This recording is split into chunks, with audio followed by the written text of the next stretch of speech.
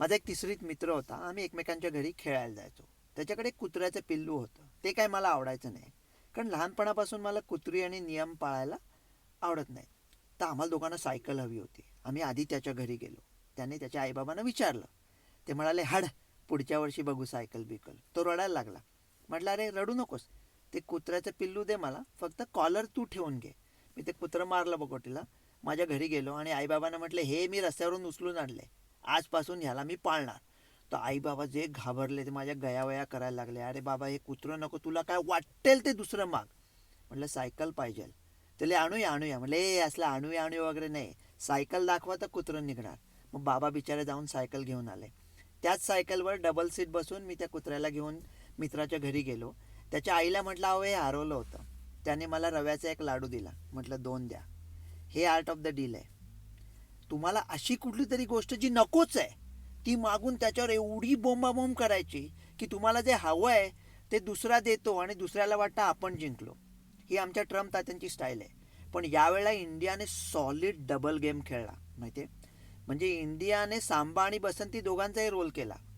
बंदूक उचलल्याचं नाटक केलं आणि स्वतः थोडं नाचून पण घेतलं. गेम कसा होता, लेकरू एनिवे आपलंच आहे, त्याला सायकल तर घ्यायचीच आहे.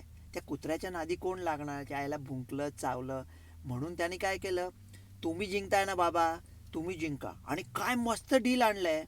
हे युरोपचा जो डील झाला, मदर ऑफ द डील, त्याचा नक्की थोडा परिणाम झाला. आणि 18% बेस्ट आहे हो.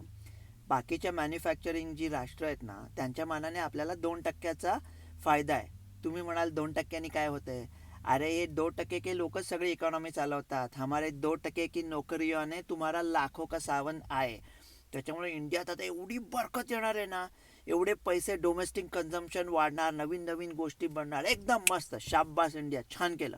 मग आता रशिया रागावलं तर, अहो रशिया रागावलं ना, तर मग रशिया आणि युक्रेनची दोस्ती करून द्यायची, इराण आणि अमेरिकेची दोस्ती करून द्यायची. जगाचा जो रंगमंच आहे ना, त्याच्यावर बरेच लोक आहेत जे सामर्थ्यशाली आहेत, हुशार पण आहेत, पण सज्जन कोणी नाही आहे.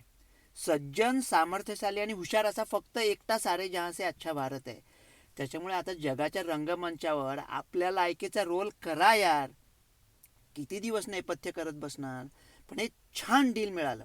आणि आपल्याकडे एक फायदा काय असतो, आपण कधी कधी असं गुळमुळीत बोलत बसतो ना, त्याचा फायदा होतो कधी कधी. म्हणजे अमेरिकेत आम्ही एप्स्टीन फाईल उघडून आरडाओरडा करतोय.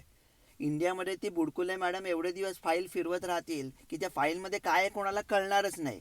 झाकली मूठ 1.25 लाखाची. डॉक्टर रवी गोडसे.